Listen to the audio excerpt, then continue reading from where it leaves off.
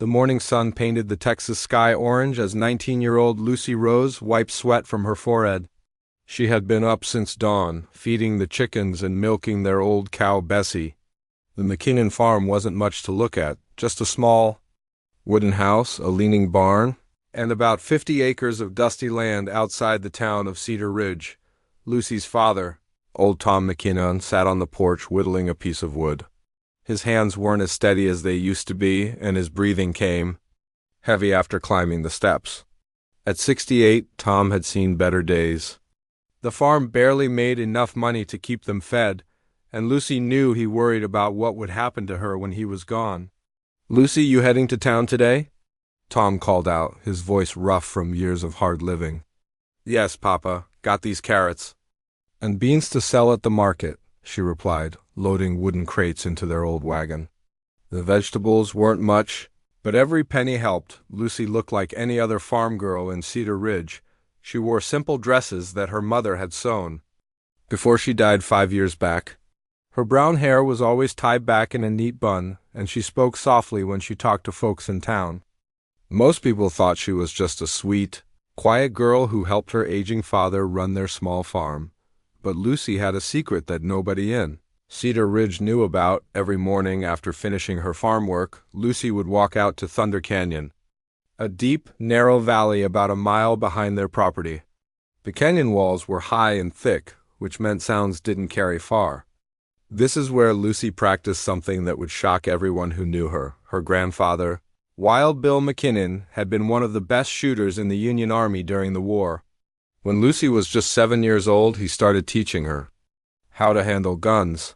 Not for hunting or protection from wild animals, but real shooting, the kind that could stop a man in his tracks. "Lucy girl," her grandfather used to say, "God gave you steady hands and sharp eyes. That's a gift, but it's also a responsibility." Wild Bill taught her everything he knew: how to draw fast and smooth, how to hit a target while moving, how to reload quickly under pressure. Most importantly, he taught her to think before she shot and never to waste a bullet. Lucy remembered those lessons every day in Thunder Canyon. She had set up targets at different distances: tin cans at 20 yards, playing cards at 50 yards, and small rocks at 100 yards. Her grandfather's old Colt revolvers felt natural in her hands, like they belonged there. On this particular morning, Lucy loaded 6 bullets into one of the guns. She took a deep breath and drew the weapon in one smooth motion. Bang! A tin can flew off a fallen log. Bang! Another can disappeared. Bang, bang, bang, bang! In less than 10 seconds, all 6 cans were gone. She picked up her grandfather's rifle. Next, 3 playing cards were stuck to a dead tree trunk 50 yards away. Lucy aimed carefully and fired 3 times. When she walked over to check, each card had a neat hole right through the center. This wasn't luck or beginner skill. Lucy had been practicing for 12 years, almost every single day. She could hit a silver dollar at 70 yards with her eyes closed, just by listening to the wind and feeling the weight of the gun. But nobody knew about this side of Lucy Rose McKinnon. Her grandfather had warned her many times before he died. "Lucy, people don't understand a woman who can outshoot any man in Texas. They'll either fear you or try to use you. Keep this gift hidden until the day comes when you really need it." So Lucy kept her secret. In town, she was just the quiet farmer's daughter who sold vegetables and spoke softly to everyone she met. She helped old Mrs. Henderson carry her groceries. She read stories to the children at the church on Sundays. She even let young Billy Thompson from the general store walk her home sometimes, even though he couldn't hit the side of a barn with a shotgun. That afternoon, Lucy drove the wagon into Cedar Ridge for the weekly market. The town was small but busy, with about 300 people living in and around the area. There was a main street with a general store, a saloon, a church, and the sheriff's office. Most folks knew each other, and they looked out for one another. Lucy set up her small table near the general store and arranged her vegetables in neat rows. The carrots were bright orange and the beans were fresh and green. She had also brought some eggs from their chickens and a few jars of honey that she had traded for with a neighbor. "Morning, Lucy," called out Mrs. Patterson, the baker's wife. "How's your father doing?" "He's doing well, thank you for asking." Just gets tired easier these days. Lucy replied with a gentle smile. People in Cedar Ridge liked Lucy. She was polite, hardworking, and never caused any trouble. The older women thought she was a good example for their daughters. The men respected her for taking care of her aging father. And the children enjoyed her company because she always had time to listen to their stories, but if they could see her in Thunder Canyon hitting impossible targets with deadly accuracy, they would see a completely different person. Around noon, Lucy had sold most of her vegetables when she noticed 3 strangers riding down the main street. They looked rough, the kind of men who carried their guns low on their hips and had hard eyes that missed nothing. One of them, a tall man with a black mustache, looked directly at Lucy as they passed. She felt a chill run down her spine, but she kept her face calm and continued arranging her remaining vegetables. Something about those men didn't sit right with her, but she couldn't put her finger on what it was. Who were those men? She asked Mr. Thompson when he came out of his store. Don't know, but they don't look like the farming type, he replied. Squinting down the street where the riders had disappeared around a corner, Lucy finished selling her goods and loaded the empty crates back into the wagon. As she drove home, she couldn't shake the feeling that those 3 strangers meant trouble for Cedar Ridge. Her grandfather had taught her to trust her instincts, and right now those instincts were telling her to be very careful. Back at the farm, Lucy found her father sitting in the same spot on the porch. She counted the money from the market, $3.40. It wasn't much, but it would buy them supplies for another week. That evening, as the sun set behind the hills, Lucy walked out to Thunder Canyon one more time. She practiced drawing her grandfather's revolvers, feeling their familiar weight in her hands. Something told her that her secret might not stay hidden much longer. The wind whispered through the canyon walls, and Lucy could almost hear her grandfather's voice reminding her, "Keep this gift hidden until the day comes when you really need it." Looking back toward the farm where her father sat reading his Bible by lamplight, Lucy wondered if that day might be coming sooner than she thought. The next morning, Lucy drove into Cedar Ridge with a heavy heart. She needed to buy flour and salt with what little money they had, but mostly she wanted to see how the town was handling the Blackwood gang's arrival. What she found made her stomach turn. The main street looked different somehow. People walked faster, keeping their heads down and avoiding eye contact. Shop owners stood in their doorways looking nervous, and children weren't playing outside like they usually did. The whole town felt like it was holding its breath. Lucy tied her wagon outside Thompson's general store and noticed something that made her blood boil. A handwritten sign was tacked to the door. Protection fee due every Friday, no exceptions. Inside the store, Mr. Thompson looked like he'd aged 10 years in 3 days. His usually cheerful face was drawn and worried as he weighed out Lucy's flour. "How's business, Mr. Thompson?" Lucy asked quietly. He glanced around to make sure no one else was listening, then leaned across the counter. "Lucy, those men, they've been to every business in town. $50 a month, they're demanding?" $50?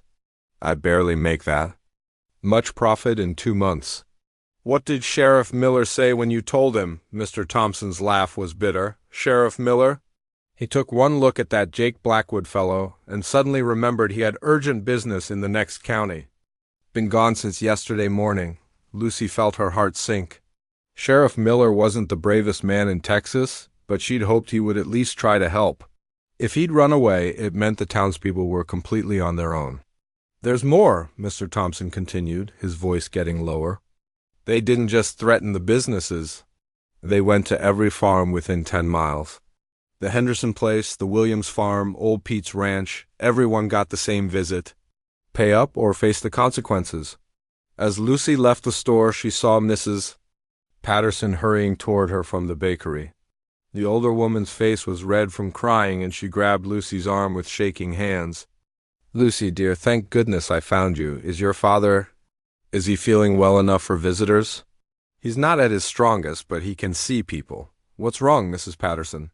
The baker's wife looked around nervously, then pulled Lucy into the narrow alley between the bakery and the church. "It's about those awful men. They came to our bakery yesterday evening, just before closing time." Lucy waited while Mrs. Patterson wiped her eyes with her apron. They said we had to pay $50 a month for protection. When my husband said we couldn't afford it, one of them, a mean-looking man with a scar on his cheek, he swept all our fresh bread onto the floor. Just knocked it all down and stepped on it with his dirty boots. Oh, Mrs. Patterson, I'm so sorry. But that's not the worst part, the woman continued. When I tried to clean it up, that scarred man grabbed my wrist and twisted it. Said next time it might be more than just bread getting ruined. I've got bruises up and down my arm. Lucy felt anger burning in her chest like a hot coal. Mrs. Patterson was one of the kindest people in Cedar Ridge. She gave free bread to families who couldn't afford it, and always had a smile for everyone who came into her shop. Why did you want to see my father? Lucy asked, though she was starting to guess. Well, everyone knows your daddy served in the war. Folks are saying maybe he'd know what to do. We're desperate, Lucy. These men aren't going to stop with just money. Lucy walked with Mrs. Patterson back to the main street, her mind racing. More people approached them, Mr. Sheen from the restaurant, old Pete from the cattle ranch, and the Wilson family who ran the feed store. All of them had the same desperate look in their eyes. Miss Lucy, said Mr. Chun, we heard your father was a soldier. Maybe he knows about fighting men like this. They came to our ranch yesterday, added Pete, his voice shaking with anger. Told my grandson Billy that accidents happen to boys who don't mind their own business. Billy's only 14 years old. What kind of men threaten children? Lucy listened to story after story. The Blackwood gang wasn't just demanding money. They were making it clear what would happen to anyone who refused. Barns might catch fire. Cattle might wander off. People might get hurt in unfortunate accidents. Please, Lucy, begged Mrs. Wilson. Just ask your father if he has any ideas. We know he's not well, but maybe he remembers something from his army. Days that could help us. Lucy promised to talk to her father, but her heart was breaking. These good people were looking for a hero, and what they had was a sick old man who could barely climb the stairs without getting winded that afternoon. Lucy sat with her father on their porch and told him everything she'd heard in town. Tom listened with his head in his hands, occasionally coughing into his handkerchief. They came to me because they remember stories about you from the war, Lucy said gently. They think you might know how to fight back. Tom was quiet for a long time. When he finally looked up, his eyes were wet with tears. Lucy, girl, I haven't held a gun in 15 years. Even if I was healthy, which I'm not, I couldn't take on 6 armed men. My shooting days are long behind me. I know, Papa. I told them you weren't feeling well. It's not just that I'm sick, Tom continued, his voice full of shame. It's that I'm scared. I'm an old man, and I'm scared of what those men might do to you if I tried to fight them. I've already lost your mother. I won't risk losing you too. Lucy took her father's trembling hand in both of hers. You don't have to fight. Anyone, Papa, we'll figure something else out. But even as she said it, Lucy knew there was no other way. That evening, after her father had gone to bed, she walked out to Thunder Canyon and practiced until her hands were steady and her mind was clear. The next day brought more bad news. Lucy was feeding the chickens when she heard a horse approaching. It was Billy Wilson, the 14-year-old boy from the feed store, riding their old plow horse bareback. Miss Lucy, he called out, sliding down from the horse. You have to come to town. Something terrible happened. Lucy's blood turned cold. What is it, Billy? It's Mrs. Henderson, the widow who lives alone on the small farm north of town. She told those bad men she couldn't pay their money, and last night, Billy's voice broke. Last night her barn burned down. All her hay for the winter, her tools, everything. She's got nothing left. Lucy felt something snap inside her chest. Mrs. Henderson was 73 years old and lived alone since her husband died 2 years ago. She barely scraped by selling eggs and vegetables, just like Lucy's family. Is she hurt? Lucy asked. No, but she's scared real bad. The fire happened right after she went to bed. If the wind had been blowing different, it might have spread to her house. Lucy saddled their horse and rode to town with Billy. When she got to Mrs. Henderson's farm, She found the old woman sitting in the ashes of her barn, crying quietly. The whole structure was gone, nothing left but blackened timbers and the smell of smoke. Several townspeople were there, trying to comfort Mrs. Henderson and salvage what they could. But everyone knew the truth. This wasn't an accident. This was a message from the Blackwood gang to everyone in Cedar Ridge: pay up or you're next. They didn't even try to hide it, said Mr. Thompson, kicking at a piece of charred wood. Found this in the ashes. He held up a half-burned playing card, the ace of spades with a bullet hole through the middle. It was Jake Blackwood's calling card, his way of signing his work. Lucy helped Mrs. Henderson to her feet and walked her to the house. The old woman's hands shook as she made tea, spilling more than she poured. I don't understand why they did this to me, Mrs. Henderson whispered. I never hurt anyone, I just couldn't afford $50. I don't even have $5.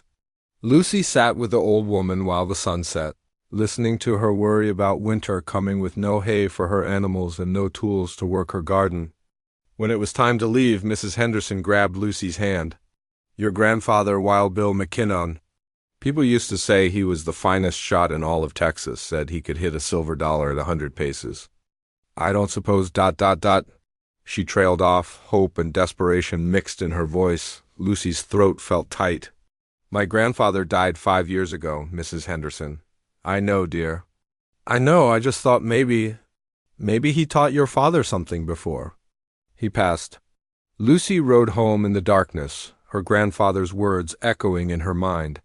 Keep this gift hidden until the day comes when you really need it. Looking back at the glow of Mrs. Henderson's burned barn against the night sky, Lucy realized that day had finally come.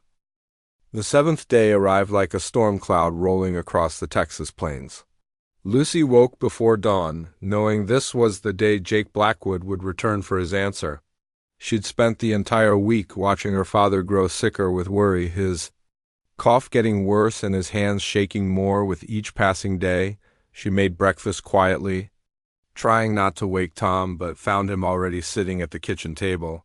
He hadn't slept much either. Dark circles hung under his eyes, and his breathing was labored even though he'd just been sitting still. Morning, Papa, Lucy said softly. Setting a plate of eggs and biscuits in front of him, Tom barely touched his food. Instead, he pulled out their small leather pouch and counted their money for what must have been the 100th time that week. $15.37. The same amount it had been yesterday and the day before that. Lucy, I've been thinking, Tom said between coughs. Maybe we should just leave, pack up what we can carry and head west to California. Start over somewhere the Blackwood gang can't find us. Lucy sat down across from him. Papa, you can barely make it to the barn without getting winded. A trip to California would kill you. Better that than watching those men ... Tom couldn't finish the sentence, but Lucy knew what he was thinking. Jake Blackwood had made his intentions clear with his talk about other arrangements. We're not running, Lucy said firmly. This is our home. Grandpa built this farm with his own hands, and Mama's buried in the hill out back. We're not leaving. Around noon, Lucy was hanging wet clothes on the line when she heard them coming. 6 horses, riding hard from the direction of town. Her heart started pounding, but she forced herself to keep hanging clothes like nothing was wrong. The gang rode into their yard in a cloud of dust, just like they had a week ago. But this time, Jake Blackwood looked different. He was wearing a new black coat and had a gold watch chain hanging from his vest. Lucy realized he'd probably taken those things from people in town who couldn't pay his protection money. Well, Jake said, dismounting from his horse. If it isn't the prettiest farmer's daughter in all of Texas, I hope you have good news for us, sweet thing. Lucy stepped onto the porch, keeping her hands steady at her sides. We don't have your money, Mr. Blackwood. Jake's smile disappeared. Now that's disappointing, very disappointing indeed. He signaled to his men and they spread out around the yard. I was hoping we could handle this like civilized folks. We've got $15, Lucy said. It's everything we have? $15? Jake laughed, but there was no humor in it. That won't even cover the interest on what you owe us. One of his men, the skinny one with missing teeth, spat in the dirt. Boss, maybe they need a lesson like that old Henderson woman got. Lucy felt ice water in her veins. These men had burned down Mrs. Henderson's barn without a second thought. What would they do to an old man and his daughter? Now, Rusty, Jake said, holding up his hand. Let's not be hasty. I'm a reasonable man. He looked directly at Lucy with those cold eyes. I've got a new proposition for you, miss. What kind of proposition? Lucy asked, though she was dreading the answer. Jake stepped closer to the porch. You come with us right now, and your daddy keeps his farm. No protection money, no burned barns, no accidents. You just ride away with us, and old Tom here lives out his days in peace. Tom McKinnon appeared in the doorway behind Lucy, leaning heavily on his walking stick. His face was pale, but his voice was steady. You stay away from my daughter. Well, look who finally decided to join us, Jake said with a mocking bow. The famous war hero himself. Tell me, old man, how many Yankees did you kill during the war? That's none of your business, Tom replied. I bet it was a lot, Jake continued. I bet you were a real terror with a rifle back in your day. But look at you now. Can't even stand up straight without that stick? Lucy saw her father's face turn red with anger and shame. Tom had been a proud man once, a soldier who'd fought bravely for what he believed in. Now Jake Blackwood was making fun of him like he was nothing more than a weak old fool. The way I see it, Jake said, you got two choices. Either your daughter comes with us willingly or we take her anyway after we're done with you. Which way do you want to play this? That's when everything went wrong. Tom tried to step forward, probably to put himself between Lucy and the gang, but his legs gave out. He stumbled and fell hard onto the porch boards, his walking stick clattering away. His breathing became a desperate wheeze, and Lucy could see that he was in real pain. Papa! Lucy dropped to her knees beside her father. But Jake was already moving. Looks like the old man's not going to be a problem after all, Jake said, stepping up onto the porch. Come on, sweet thing, time to go. Jake reached for Lucy's arm, and that's when something inside her snapped. Not anger, not fear, but something much colder and more dangerous. Her grandfather's training kicked in like a lightning bolt without thinking. Lucy rolled away from Jake and came up next to the kitchen door. Her hand found what she was looking for, her grandfather's old rifle, loaded and ready behind the doorframe where she'd hidden it that morning. I said stay away from me, Lucy said quietly, raising the rifle to her shoulder. Jake laughed. Now, what's a pretty little thing like you going to do with that big old gun? You probably don't even know which end the bullet comes out of. One of his men, a fat fellow with a red beard, pulled out a deck of playing cards and held one up. Hey, boss, watch this. I bet she can't even hit the broadside of our barn from here. You're probably right, Charlie, Jake said. But we better take that gun away before she hurts herself. Lucy looked at the playing card, the King of Hearts, that Charlie was holding up about 50 yards away. It was the same distance she practiced at every morning in Thunder Canyon. The same size target she'd been hitting perfectly for 12 years. You want to see what I can do with this gun? Lucy asked, her voice deadly calm. This should be good, Jake said with a smirk. Lucy took a deep breath, just like her grandfather had taught her. She felt the wind on her face, judged the distance, and squeezed the trigger. Bang! The playing card exploded into pieces. Charlie stood there holding just a tiny corner of what used to be the King of Hearts, his mouth hanging open in shock. The silence that followed seemed to stretch on forever. Lucy smoothly worked the leva action on the rifle, chambering another round. The metallic click was the loudest sound in the world. That was just a warning, Lucy said, keeping the rifle trained on Jake Blackwood. The next shot won't be aimed at a playing card. Jake's confident smile had completely disappeared. His hand moved toward his gun, but stopped when Lucy shifted the rifle barrel slightly in his direction. You can't be serious, Jake stammered. You're just a farm girl. Wild Bill McKinnon's granddaughter, Lucy said quietly. And he taught me everything he knew about shooting. Now you've got 10 seconds to get off our property. For a moment, Lucy thought Jake might actually try to draw his gun. His hand twitched near his holster, and she could see him calculating his chances. But 50 yards was a long distance for a pistol shot, and he'd just seen what she could do with a rifle at that range. "This isn't over," Jake said finally, backing toward his horse.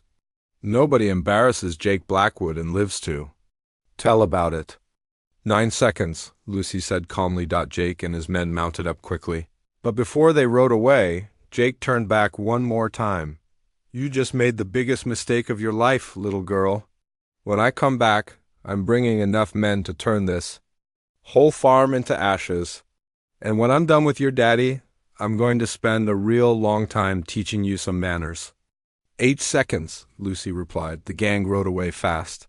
But Lucy could hear Jake shouting orders to his men as they disappeared toward town. She kept the rifle ready until they were completely out of sight, then rushed to help her father. Tom was struggling to sit up, his face gray with pain and exhaustion. But when he looked at Lucy, there was something new in his eyes. Not just pride, but understanding. "Lucy," he whispered, "where did you learn to shoot like that?"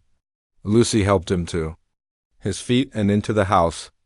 As she settled him in his chair, she finally told her father the truth about her morning walks to Thunder Canyon, about the years of practice, about the skills her grandfather had passed down to her. Tom listened in amazement as his daughter explained how she'd been keeping Wild Bill's legacy alive every single day for 12 years.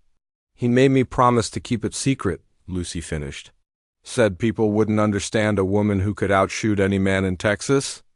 Tom was quiet for a long time, thinking about everything he'd just learned. Finally, he reached out and took Lucy's hand.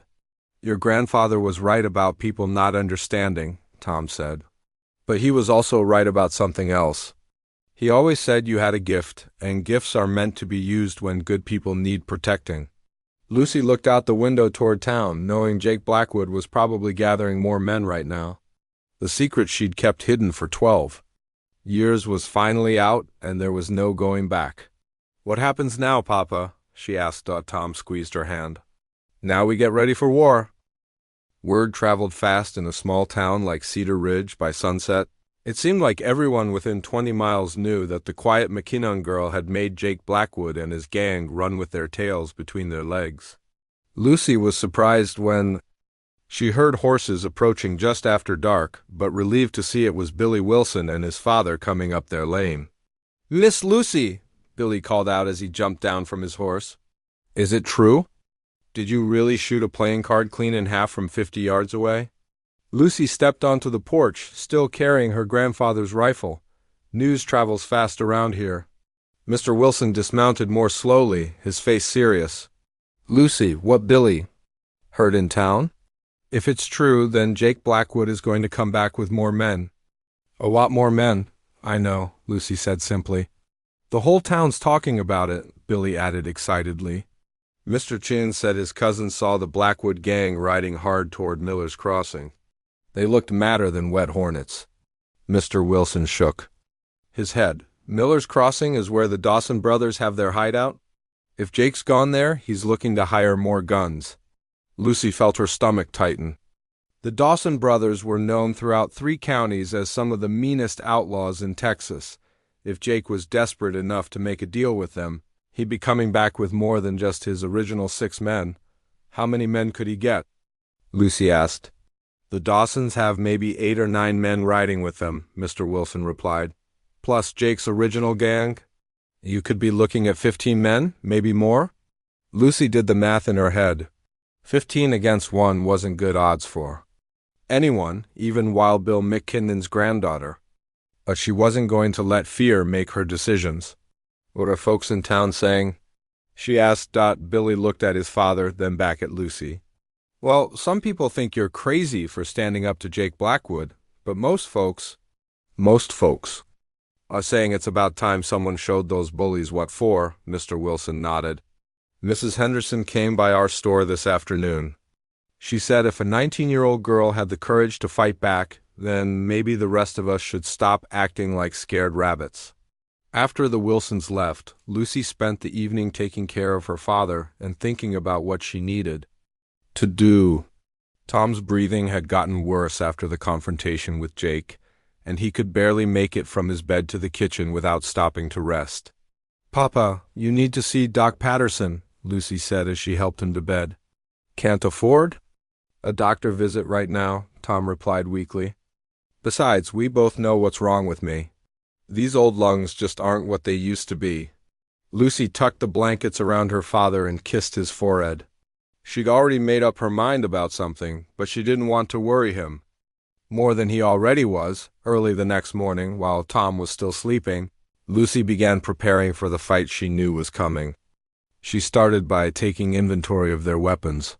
Her grandfather had left behind 2 Colt revolvers, his Winchester rifle, and an old shotgun that had belonged to her father during the war.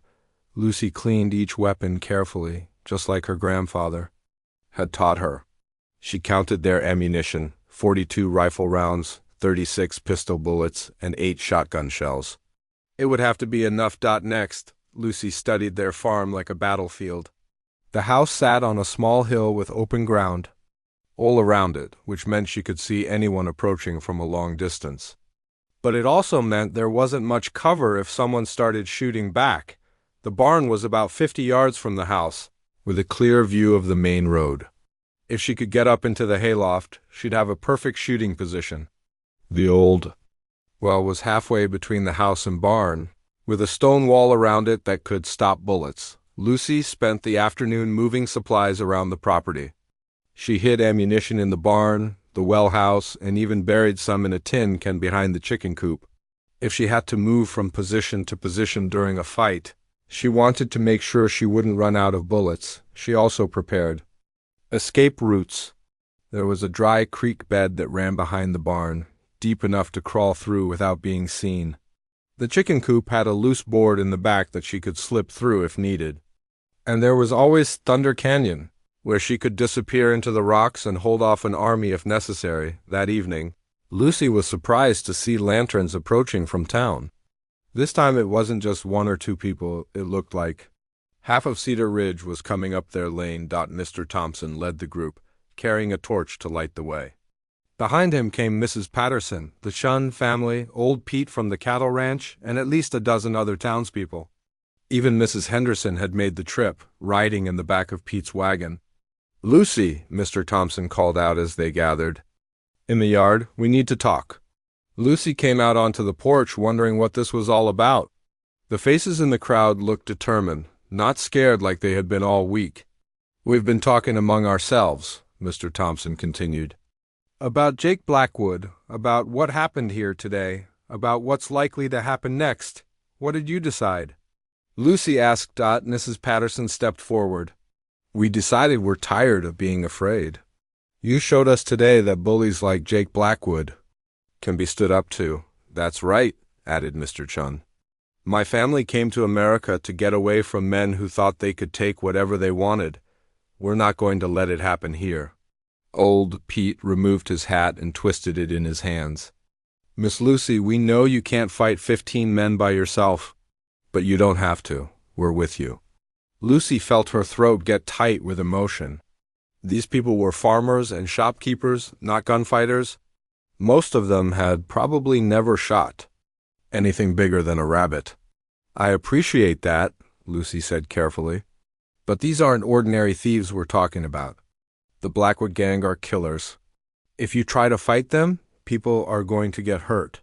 "People are already getting hurt," said Mrs. Henderson from the wagon. "My barn's burned down. Mrs. Patterson's got bruises on her arms. How long before they decide to hurt someone worse?" Billy Wilson pushed forward from the back of the crowd. "Miss Lucy, my pa sent me to tell you something. He's got 6 rifles and plenty of ammunition at the store. Says you can have whatever you need." "And I've got food," added Mrs. Patterson, "enough to feed an army." "My cousin in Millerville is a deputy sheriff," said Mr. Chun. "I sent him a message about what's happening here. He's trying to get help, but it might take days for anyone to arrive." Lucy looked at all these brave people who were willing to risk everything to fight for their town. She thought about her grandfather's words. "God gave you steady hands and sharp eyes. That's a gift, but it's also a responsibility. All right, Lucy said finally. If we're going to do this, we need to do it smart. Jake Blackwood will probably attack at dawn. That's when most outlaws like to strike. We need to be ready. The next few hours were busy as the townspeople organized their defense. Lucy sent the women and children to the church, which had thick stone walls and was the safest building in Cedar Ridge. The men with military experience, Pete, Mr. Wilson, and Tom's old friend Charlie Martinez, helped plan defensive positions. Lucy positioned riflemen in the barn loft, behind the well, and in the house. She taught them about crossfire and how to make every shot count. Most importantly, she made sure everyone knew not to waste ammunition on long-distance shots they couldn't make. Meanwhile, 20 miles away in Miller's Crossing, Jake Blackwood was having his own meeting. The Dawson brothers had agreed to help him, but their price was steep, half of everything the gang collected from Cedar Ridge for the next year. That little farm girl made a fool of me, Jake told the assembled outlaws. Nobody does that to Jake Blackwood, nobody. Then Dawson, the older of the two brothers, spat tobacco juice into the dirt. So what's the plan? Ride in and burn everything down? Not everything, Jake replied with a cold smile. I want that girl alive. After what she did to me, I'm going to make sure she regrets ever picking up a gun. What about the townspeople? Asked Rusty, Jake's gap-toothed lieutenant. Anyone who gets in our way dies, Jake said simply. Time to show Cedar Ridge what happens when folks don't show proper respect. Back at the McKinnon farm, Lucy checked on her father one last time before the attack she knew was coming. Tom was awake, propped up in bed, and cleaning an old pistol with shaking hands. Papa, you should be resting, Lucy said. Can't rest when my little girl's about to fight the devil himself, Tom replied. I may not be able to help much, but I can still pull a trigger if someone gets past you. Lucy sat on the edge of the bed and took her father's hand. Papa, if something happens to me, ... Nothing's going to happen to you, Tom interrupted. You're Wild Bill McKinnon's granddaughter. You've got his gift and his courage. Those outlaws don't know what they're walking into. Lucy kissed her father's forehead and stood up. Try to get some sleep. We'll need all our strength come morning. As Lucy walked to the window and looked out over their farm, she could see the lights of Cedar Ridge twinkling in the distance. Somewhere out there, 15 armed men were planning to destroy everything she cared about. But for the first time in her life, Lucy wasn't afraid. She was ready to show Jake Blackwood and his gang exactly what Wild Bill McKinnon had taught his granddaughter about fighting. The first pale light of dawn was just touching the horizon when Lucy heard them coming. She'd been awake all night, positioned in the barn loft with her grandfather's Winchester rifle, watching the road that led to their farm. The sound of horses moving fast across the hard ground carried clearly in the still morning air. Lucy counted the dust clouds as they approached. 15 riders, just like Mr. Wilson had predicted. They were coming in two groups, Jake Blackwood leading 8 men straight up the main road, while another group of 7 was circling around to approach from the back of the property. Lucy picked up the small mirror she'd positioned to catch the sunrise and flashed a signal toward the house. 3 quick flashes meant the attack was starting. From her position in the loft, she could see Mr. Thompson crouched behind the stone well, Mr. Chen positioned at the corner of the house, and old Pete hidden in the tall grass near the chicken coop. The outlaws pulled up about 200 yards from the farm buildings, just out of easy rifle range. Jake Blackwood rode forward alone, close enough that Lucy could see his face clearly. He looked confident and cruel, like a man who'd never lost a fight and didn't expect to start losing now. Lucy McKinnon, Jake shouted, his voice carrying across the open ground. I've come back for you, just like I promised. You can make this easy on everyone and come out now, or we can do this the hard way. Lucy didn't answer. Her grandfather had taught her that talking during a fight was just a way to give your enemy information about where you were hiding. I've got 14 men with me this time, Jake continued, armed and ready for war. Your daddy and his friends can't help you now. Still no answer from the farm. Lucy could see Jake getting angry, his horse dancing nervously under him as he yanked on the reins. Fine, Jake yelled. We'll smoke you out like rats. Boys, burn everything that'll catch fire. That's when Lucy made her first shot, the Winchester. Cracked like thunder in the morning air, and Jake's hat flew off his head. If Lucy had aimed 6 inches lower, Jake Blackwood would have been a dead man. Instead, she'd sent him a message. She could have killed him any time she wanted. But she was giving him one last chance to ride away. Jake's horse reared up in panic, and for a moment Lucy thought the outlaw leader might actually turn around and leave. But instead, Jake pulled out his pistol and fired wildly toward the barn. Kill them all, he screamed to his men. Burn everything. I want that girl brought to me alive. The battle erupted like a thunderstorm. The gang spread out and charged toward the farm from 3 different directions. Lucy worked the lever on her rifle and started picking her targets carefully. Her second shot knocked a man clean off his horse at 150 yards. Her third shot wounded another outlaw in the shoulder, sending him tumbling into the dirt from behind the stone well. Mr. Thompson opened fire with one of Billy's rifles. He wasn't as good a shot as Lucy, but he was close enough to make the outlaws think twice about charging straight toward the house. Mr. Chun had positioned himself perfectly. When 3 outlaws tried to circle around the side of the house, he caught them completely by surprise. His first shot missed, but his second one found its mark, and one of the attackers fell from his horse with a cry of pain. The outlaws quickly realized this wasn't going to be the easy victory they'd expected. Instead of facing one farm girl with a rifle, they were fighting multiple defenders who knew the ground and had prepared good positions. Lucy shifted her position in the barn loft, moving to a different window so the gang couldn't figure out exactly where she was. A bullet smashed through the wood near her head, sending splinters flying. These men weren't just trying to scare her anymore. They were shooting to kill. She spotted Jake Blackwood trying to rally his men behind a small rise in the ground. Lucy took careful aim and fired. The bullet kicked up dirt right between Jake's feet, making him dive for cover. She was playing with him, showing him that she could end his life whenever she chose, but the outlaws had numbers on their side, and they began to use them. While half the gang kept the defenders busy with gunfire, the other half started moving closer to the farm buildings.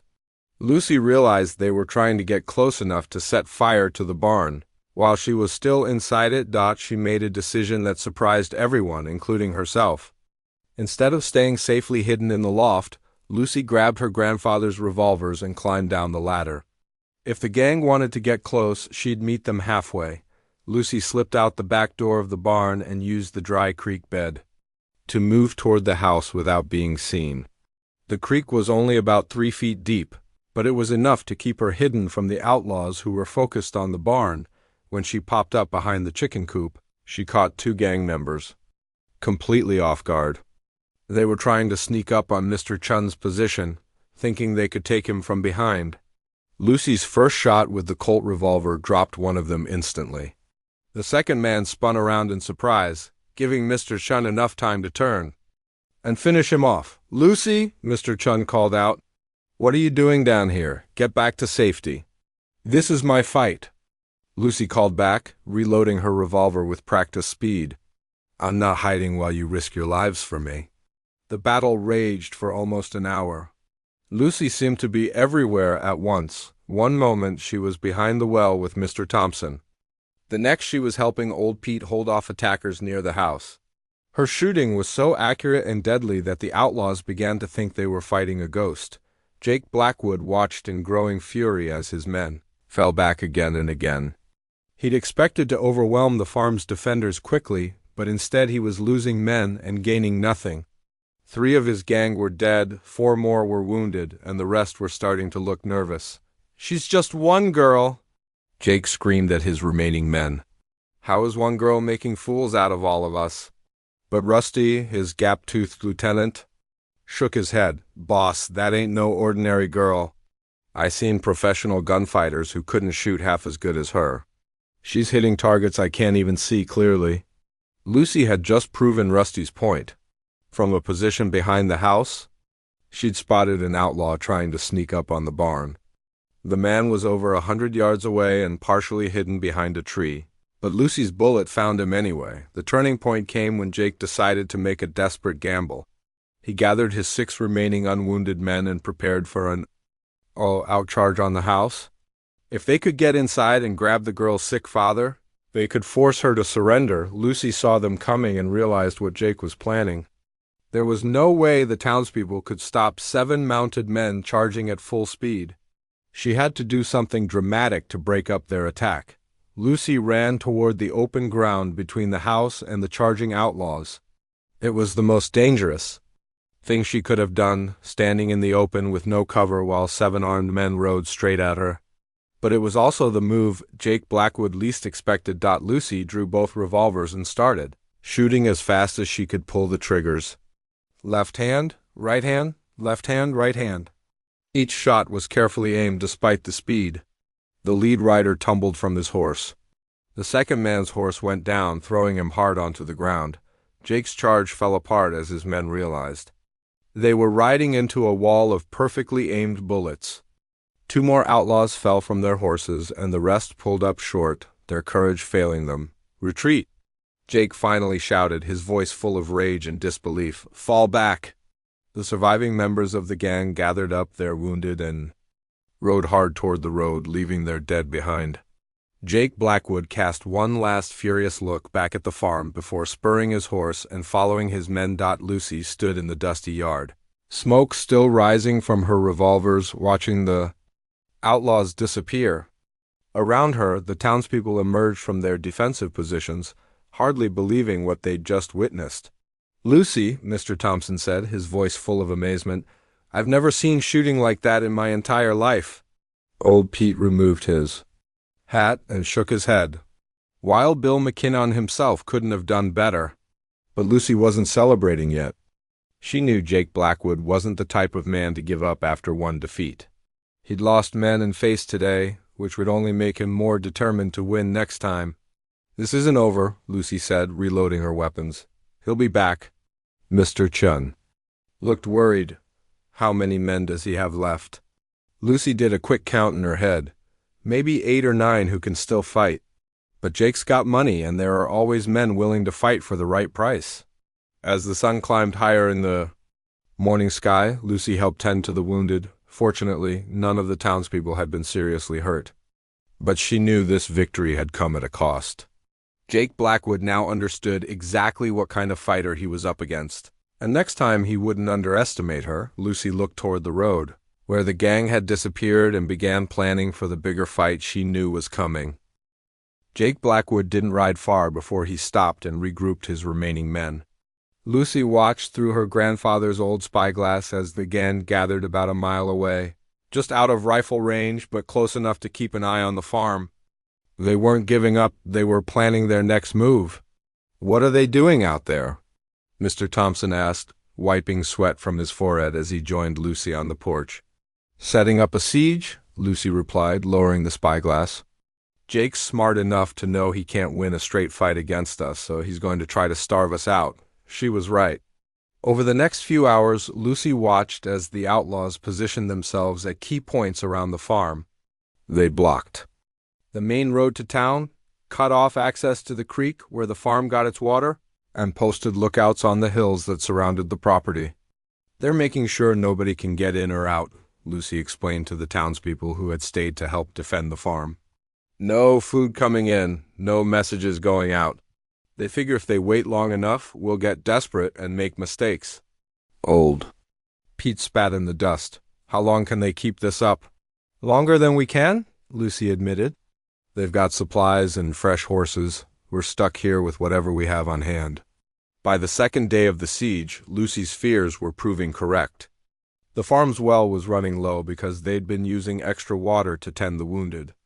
Their food supplies were getting smaller, even though Mrs. Patterson had brought extra bread and vegetables before the siege began, but the worst problem was her father's health. Tom McKinnon's breathing had gotten much worse since the battle. The stress and excitement had taken a toll on his weak lungs, and he spent most of his time in bed, coughing and struggling for air.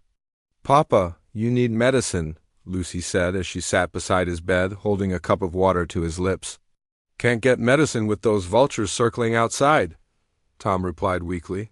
Besides, we both know what's wrong with me. These old lungs are just worn out. Lucy felt helpless watching her father suffer. She was the best shot in Texas, but she couldn't fight sickness with bullets. All she could do was make him as comfortable as possible and hope the siege would end soon. On the third day, Jake Blackwood tried a new tactic. He rode close enough to the farm to shout without getting within rifle range. "Hey, farm girl!" He called out, "How's your daddy doing?" "Sounding pretty sick from what I can hear." Lucy gritted her teeth but didn't respond. Jake was trying to make her angry enough to do something stupid. "Tell you what," Jake continued. "You surrender now, and I'll let Doc Patterson come out to take care of the old man.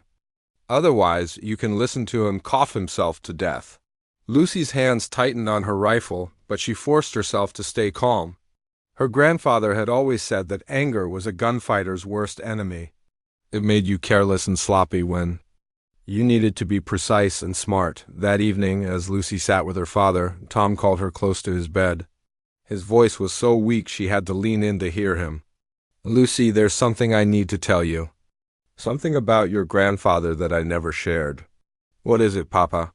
Tom reached under his pillow and pulled out a yellowed envelope, sealed with red wax. Lucy had never seen it before. "Your grandfather gave me this letter before he died. Made me promise to give it to you when the time was right." Tom's breathing was labored, but his eyes were serious. "I think that time has come." Lucy took the letter with shaking hands. The wax seal bore the imprint of her grandfather's ring, a star surrounded by the words "Justice" and "Honor." She'd seen him wear that ring every day until he died.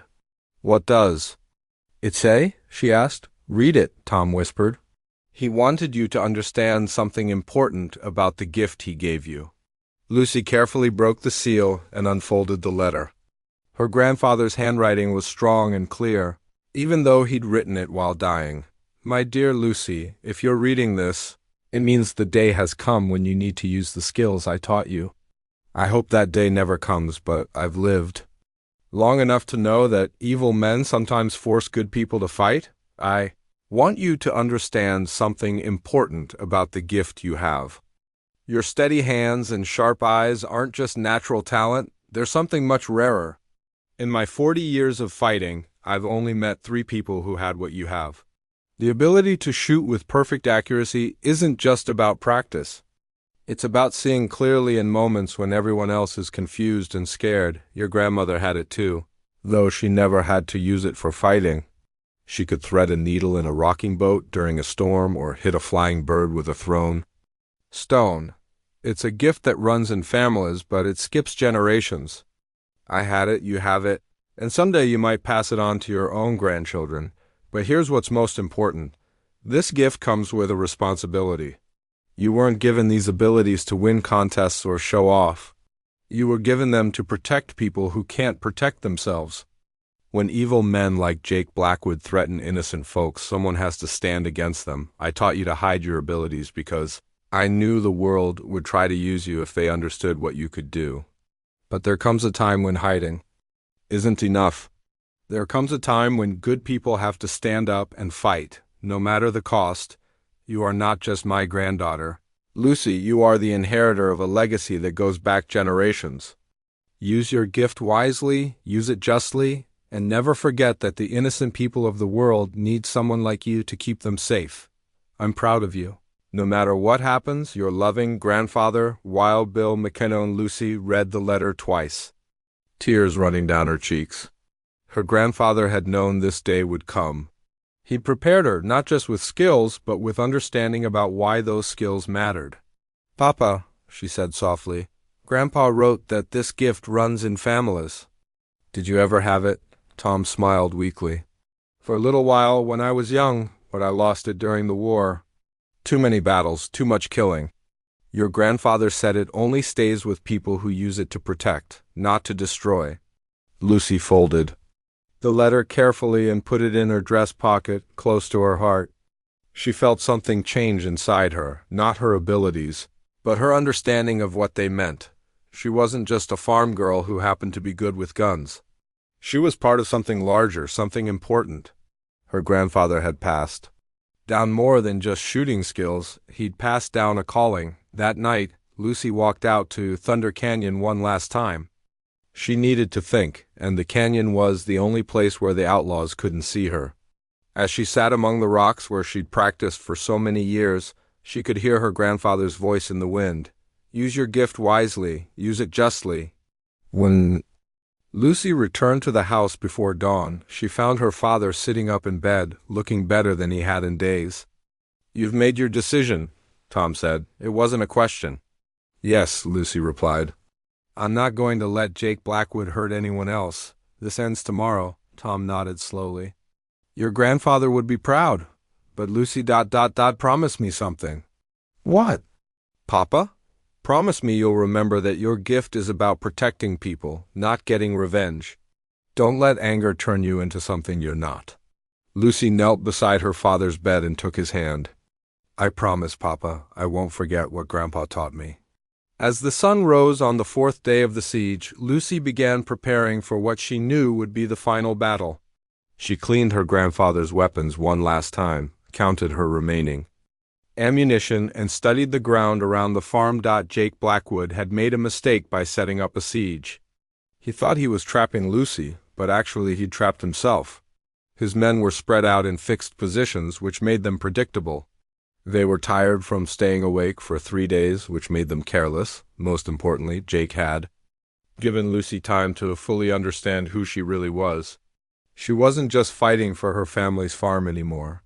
She was fighting for every innocent person Jake Blackwood had ever threatened, and every innocent person he might threaten in the future. Lucy Rose McKinnon, granddaughter of Wild Bill McKinnon, inheritor of a gift that came with great responsibility, was ready to end this fight once and for all. She stepped onto the porch as the morning sun painted the sky orange, her grandfather's revolvers hanging at her sides. In the distance, she could see Jake Blackwood's men stirring in their positions, getting ready for another day of waiting. They wouldn't have to wait much longer. Lucy walked down from the porch with slow, deliberate steps. She carried only her grandfather's matched Colt revolvers, hanging low on her hips in the gun belt Wild Bill had worn during his cavalry days. The morning sun was at her back, casting a long shadow across the dusty yard. From their positions around the farm, Jake Blackwood's remaining men watched in surprise. After 3 days of siege, they'd expected the farm girl to be weak and desperate. Instead, she looked calm and confident, like someone who'd made peace with whatever was about to happen. Jake himself was positioned behind a large boulder, about 200 yards from the house. When he saw Lucy walking into the open, he stood up and called out to her, "Finally giving up, are you?" Jake shouted, "About time. Come on over here nice and slow, and maybe we can work something out." Lucy stopped in the middle of the yard, exactly halfway between the house and Jake's position. When she spoke, her voice carried clearly across the open ground. "I've got a different idea, Jake Blackwood," she called back. "You and me right here. Right now, winner takes everything." Jake laughed, but there was nervousness in it. "You want to face me in a gunfight?" "Little girl, I've killed more men than you've probably seen in your whole life." "Maybe," Lucy replied calmly, "but you've never faced Wild Bill McKinnon's granddaughter." The mention of her grandfather's name sent a murmur through Jake's men. Even outlaws and killers had heard stories about Wild Bill McKinnon. He was a legend throughout Texas and beyond. "Your grandfather's been dead for 5 years," Jake said, but his voice wasn't as confident as before. "His legacy isn't dead," Lucy replied, "and neither are the skills he passed down to me." From the house, Lucy could hear her father coughing, the sound carrying on the morning air. It reminded her why she was doing this. Not for revenge, not for glory, but to protect the people she loved and the innocent folks of Cedar Ridge. Jake looked around at his remaining men, 8 outlaws spread out in defensive positions. He'd lost almost half his gang to one 19-year-old farm girl. His reputation was already damaged. If he didn't end this fight decisively, word would spread that Jake Blackwood had been beaten by a girl, and his days as a feared outlaw leader would be over. "All right," Jake finally called out. "You want a showdown?" "You got it, but when I win, I don't just take you. I take everything, your farm, your daddy, this whole worthless town. And when I win, Lucy replied, you and what's left of your gang leave Texas forever. You never come back and you never threaten innocent people again. Jake stepped out from behind his boulder and began walking toward the center of the yard. His men shifted nervously in their positions, unsure whether they should interfere or let their boss handle this himself. "Boss," called out Rusty, the gap-toothed outlaw, "you sure about this? That girl's got devil's luck with a gun." "It ain't?" "Luck," Jake replied, never taking his eyes off Lucy. "It's skill. But skill without experience gets you killed, and I've got 20 years of experience putting men in the ground." The two opponents met in the dusty center of the yard, about 10 paces apart. Up close, Jake looked older and more weathered than Lucy had realized. His face was scarred from old fights, and his eyes held the cold emptiness of a man who'd killed too many times to count. "Last chance to back down, girl," Jake said quietly. "I don't particularly want to kill someone as pretty as you, but I will, if you force me to." Lucy thought about her grandfather's letter, about the responsibility that came with her gift, about all the innocent people Jake had threatened. Her voice was steady when she replied, "I'm not backing down. Too many good folks have suffered because of you. That ends today." Word of the showdown had somehow reached Cedar Ridge, and people were gathering at the edge of town to watch. Lucy could see them in the distance, Mr. Thompson, Mrs. Patterson, the Chun family, and dozens of others. They were too far away to help, but close enough to witness whatever happened next. "Standard rules," Jake said, settling into a gunfighter's stance. "We walk apart, turn, and draw on the count of 3. First man standing wins." "Agreed," Lucy said. The two fighters turned their backs to each other and began walking in opposite directions. Lucy counted her steps carefully. 5, 6, 7, 8, 9, 10. She could feel her grandfather's presence beside her, guiding her movements just like he had during all those years of practice in Thunder Canyon. "1," Jake called out. Lucy turned slowly, her hands hanging loose at her sides. Jake was doing the same, his right hand hovering near his gun butt. 2, Lucy felt time slow down, just like her grandfather had taught her. She could see everything, with perfect clarity, the dust motes floating in the morning air, the nervous twitch of Jake's gun hand, the worried faces of the townspeople in the distance. 3. Both fighters drew at the same instant. Jake Blackwood was fast, faster than most of the gunfighters he'd faced in his 20-year career. His Colt cleared leather in a smooth, practiced motion, and he had it aimed at Lucy's heart before most people could even blink. But Lucy was faster. Her grandfather's revolver seemed to appear in her hand like magic. There was no wasted motion, no hesitation. One moment her hand was empty, the next it held the gun, and the sound of the shot echoed across the farmyard. Jake's gun flew from his hand, the bullet striking his wrist and spinning the weapon away. He stood there in shock, clutching his wounded hand and staring at Lucy in disbelief. "Impossible," he whispered. "Nobody's that fast." Lucy kept her gun trained on Jake, smoke still rising from the barrel. "You're still alive because I chose to let you live. My grandfather taught me that killing should always be the last option, not the first." Jake's men started to move from their positions, unsure whether to help their boss or cut their losses and run. Lucy's voice stopped them cold. "Anyone who wants to end up like your boss can keep moving," she called out. "But I've got 5 more bullets, and I won't aim for hands next time." The outlaws froze. They'd just watched their leader, a man with a fearsome reputation, get outdrawn by a farm girl who'd made it look easy. None of them wanted to test their luck against someone who could shoot that well. Jake fell to his knees, still holding his wounded wrist. The fight had gone out of him completely.